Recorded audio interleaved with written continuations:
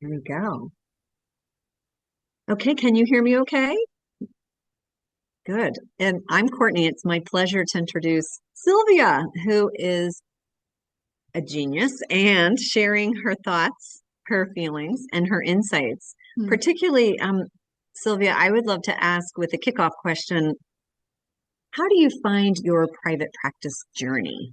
What's in Mm. it for you? How can you share with us what brought you to this point? Yeah. And what we can gather from what you're here for with your private practice journey. Yeah, thank you. Thank you. And it's great. Like I just sat down this morning and was interesting reflecting back over my professional life and where I'm at now and how, yeah, really realizing that, oh my gosh, it was really hard for a while. And right now it's in this amazing, flourishing space. But I didn't just get here. It has been a journey. It's a good way to put it. And we're recording this today in the hope that it's a resource for others that, and this heart that we're wanting to bring together our professional work, our sense of calling, our helping, the helping professional work with the whole aspect of business. And how do we do this in a way which releases funds for ourselves and our families and models good business practice in this kind of crazy world which we live in, which is so different to the world that I entered as a young woman, which was much more institutional, Mm. right? Like I was a Methodist youth worker and I became a Presbyterian minister and I kind of thought that I would have been as a counselor I'd be working within a big social service agency. And I mean, those things are still real and still true, but they're less significant in our world today now. So many of us are finding our way independently in this gig economy where we're out doing different jobs. And like Courtney, you've got a uniform on for one little job that you're doing, and you're, we should be so versatile and but also be able to kind of sell ourselves into the world and in a way that values ourselves and what we offer and the financial transaction that we that that that is the kind of the business practice. I don't know. What do you think about that? Well, it's so multifaceted, Yeah. and as professionals, you're bringing us to the place where we can grow in those varieties Mm. of Yeah. areas that maybe we weren't trained in. I mean, me 25 years ago, you Yeah. maybe the same or more, and some of us Yeah. watching, listening, might be newbies, Yeah. and just how everything in between that holistic approach is what I'm hearing you share. Like, how can we think about our business practices? What also is the best way to market ourselves? Yeah. And we have to have these multifaceted Yeah. aspects of income producing and then sharing those funds, releasing those funds for the long sustainability approach. So am I getting you? Yeah. So what I'd like to do now is tell you to go back to the kind of start for me and do Okay, a bit of my own story. And I'll love it. take the next 10 minutes to do that if you want. Feel free to interrupt Amazing. if you have Okay, questions. no, that's great. We'd love to hear it. So by the time I had my first baby, Chris and I had our first child back in 1997. By that stage, I'd been in youth ministry for a decade already. Since I was a teenager, I'd been in Methodist youth ministry and Anglican. Um, and we got married and we had our first child. And that had taken me from living in inner city Wellington.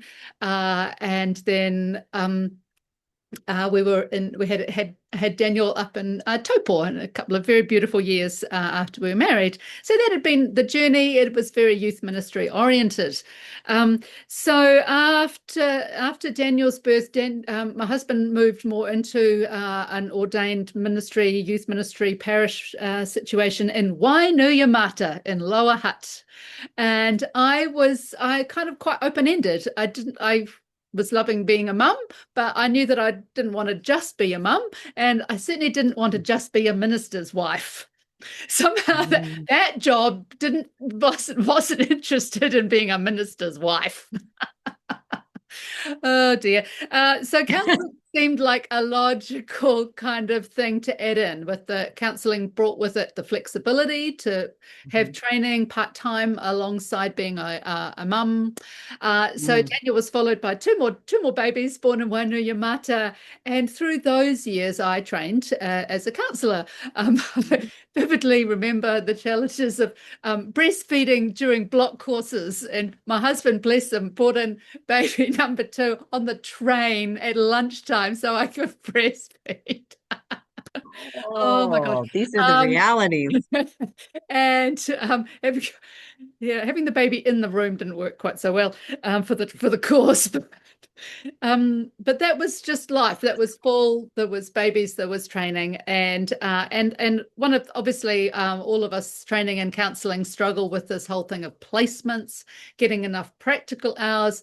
It's often Mhm. a struggle just simply to get enough clients coming through. But I made it. I graduated with a diploma in counselling. Mm. At that point, we moved to Dunedin. My husband was following his call into ordination, and he went to Knox to train. And I threw myself into becoming a counsellor as well as being a young mum, so sort of part-time. And I got to the point of almost achieving full NZAC membership. So I was kind of there. I was tracking. It sort of seemed like that was going to be the path to do part-time counselling while being a mum and supporting my husband in his training. But no, no, no. That seemed God had other plans.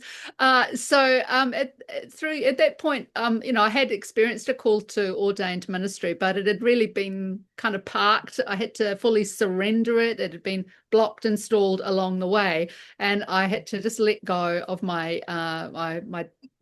sense of my heart for ordained ministry. And then Mm. once I'd fully let it go, then God gave it back to me with full force. So that was a joyous experience for me. I loved that. And that brought with it this monumental challenge of doing another entire degree and a postgraduate diploma at the same time as, you know, being a place centre supervisor and having no money at all, um, because we were students and had three small children. So that, I mean, they were great years, and fun years that led us through. My husband was ordained into military chaplaincy in the Manawatu, and we had 9 years living in the Manawatu. I was eventually, after much study, part-time, eventually ordained as a Presbyterian minister. Well done. Incredible. And so then Huge. from then on, I did 10 years of parish ministry. Wow. What do you Well, hear still already, raising Courtney? What do you think about? with well, it's like this multifaceted hat wearing job of Yeah, mom, wife, yeah, student, higher education, yeah, plus building not only the academia and getting through that, but raising the family, yeah, nurturing your own self-care. Didn't talk about that, but this is a yeah, holistic wheel approach to how Sylvia managed to get, from point A to point B and onward yeah, in your career development, whilst building your family, and then popping out the other end, ordained, counselor driven in this direction. So you had kind of a lot going on, a yeah. full Ah, plate. I thought, How did that develop into your private practice yeah, from the academic yeah. family raising? So How did you develop that? I just threw myself into parish ministry, and I genuinely thought that that would be the rest of my career. I felt like I was just quite content being a Presbyterian minister, and that that would be my life. So I did three different parish ministries, took us down to Mm. Christchurch when my husband was posted to Burnham, and uh, it it kind of unraveled towards the end of the decade, with conflict in the parish that I was in, just dealing with being in a patriarchal institution. Sadly, the Presbyterian Church is still a bit of a patriarchal institution. Um, And so that got us to the early 2020 when I had resigned from the parish ministry, really unsure as to where my whole kind of sense of calling had kind of unraveled to some extent, and really open as to what would be next. So I took that year as a postgraduate study year in mental health and pastoral theology. Mm, But it was also COVID and it was crap. And my kids had all moved out and we lost our home in Christchurch, which we loved, and we were stuck mm, on the army base at Burnham, which isn't the most attractive spot. But it was a little kind of like an exile out onto this little, inside the wire, like fenced in. It was really different. And so that was my own mental health journey that year, really, of reflecting in the study, and and through that, by the end of the year, I had decided to establish a private practice in counselling. So that was a lot. mm, It was a year, a really different year. 2020 just stands out for me as a completely different space that I was in, and experiencing really for the first time my own mental health challenges, as I mm, with that turning. It wasn't just a pivot; it was it was a full, massive life reset. Um, mhm. Including empty nesting. So it's kind of the end of that era of parenting that we're describing. I mean, I'm still a mum and love that, but it's different now. Right. So Yeah. then, by at the beginning of 2021, I applied to the NZCCA and Hmm. was pleased to be accepted. They accepted my postgraduate theology study, and the hours that I'd spent in pastoral counselling in the parish. And so started on the journey with NZCCA, finally gained my full membership at the end of 23. So Mm, those 3 years of trying to mm, establish private practice were quite hard. They were very mm, lean years. I didn't have many clients.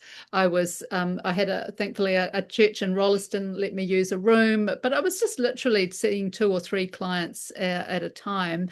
And it's always a bit nerve-wracking, this changing, learning this new role, how to call myself a counselor, doing mhm, couples counseling, and kind mm, of loving that, but also it's really hard. I had a mm. particular calling to offer ministry supervision. So Oh. out of the postgraduate work that I'd done, it also did some in-depth research and wrote 2 books out of that process as well. And the books really fed into this supervision calling, as to how, Mm, as I was interviewing others in ministry for the research work, this was also really forming the basis of my supervision practice. So I think that's partly a kind of a call from God to equip and encourage others in ministry and leadership.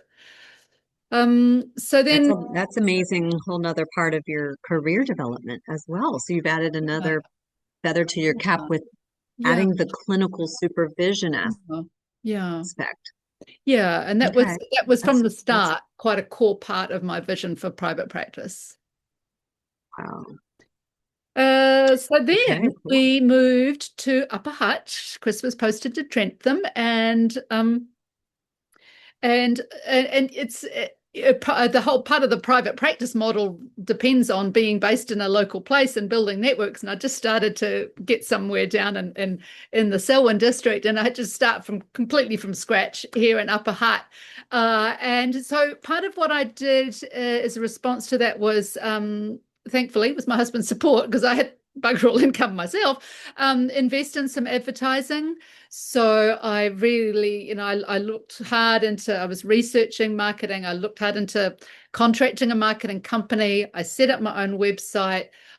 I contracted an SEO guy for the search engine optimization and tried to make the website as good as it could be so I could get onto the Google search ratings. And Mm, and there is some money that is required for that, mhm, particularly to do any Google ads. So mhm. I did spend quite a ton of money, many hundreds of dollars on that. Oh Um, yeah, in some ways, not much to show for it. So I think that's right. something that we're going to reflect on during this private practice course: is what really is the best way to spend. If you need to spend $500 on marketing, where's the best way to put it, and that would depend on, having that sense of who's your target audience. I Mhm. needed to really clearly articulate, okay, well, which Google searches do I want my name popping up, my website being like there? So I think I achieved that with ministry supervision. Like that was one specific thing. Mm. And then I wanted to do like couple counselling and upper heart. And so you have to be really, like to really chunk it down and go, I'm going for that market, I'm going for that, and how to use Facebook. So those are things that I've kind of learned about, but it's also expensive and frustrating. So I just Mm. the next really, so certainly that year 2023, new and upper heart, really hardly any clients. Really trying to get this out, and in the process, gaining my full NZCCA membership. So the really big Mm. thing that shifted for me was getting 2 EAP contracts, which Mhm. to have that NZCCA membership to be able to get the EAP contract. So I've now worked into my third year now, working for Instep and Vitae, which has been great. I've really enjoyed the Mm. EAP work. It's quite a different string to my Mhm. bow, as we say. It's very different from a ministry context, very practical. I work for the where I'm really right handy to Rimataka Prison. And so I get these staunch prison officers coming in who've been like toughing it out all their careers, and they're in a bit of a mess, and somebody's told them to go and see Sylvia, and they Counselor. kind of Go to come the in a counselor. bit of a puddle, or why is my life so bad? And we, like unroll. So that's a kind of a masculine space working with those guys. From to I do still have quite a lot of ministry supervision work as Mm. well, Mm. and other things. Um, so I mean that's mainly what I wanted to share, really. Now I am finally after, so if I started my private practice journey back at the start of 2021, here we are now and halfway through 2026. Mhm. um, that's I'm now finally at a place, and have been over the last year really, where I feel like I've got enough clients and I've got almost more than enough work, Mm. and at that space, financially, just personally, my financial goals is to stay under the threshold for the GST, that's the word I'm after, under the GST threshold. So I'm able to kind of like try and manage it there. And I use the Henry system for my invoicing, and Mm. set up a very minimal note-taking system just on my Yes. laptop. And I use the Google Calendar system. Those other admin things don't really come supernaturally.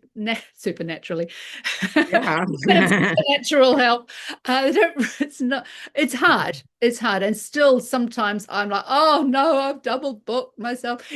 On just yesterday, I had a client. Suddenly realized the day before that she was booked in for 1 a.m. instead of 1 p.m.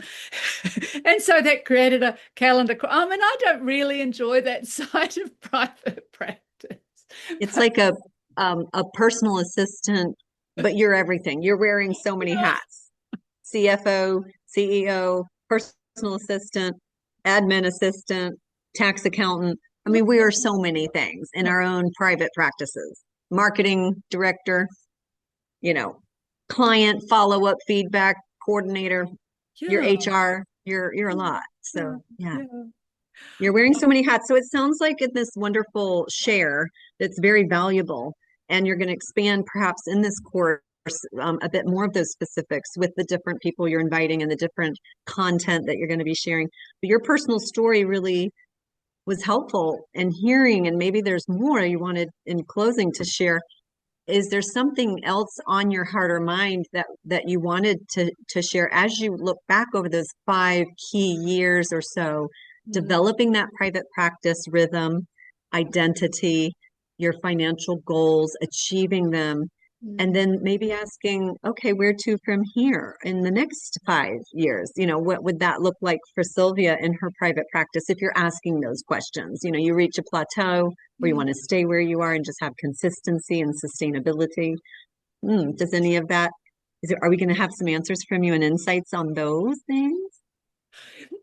One of the things that, especially we're stepping into the training space this year, one of the things that's actually really raised my level of respect for the profession.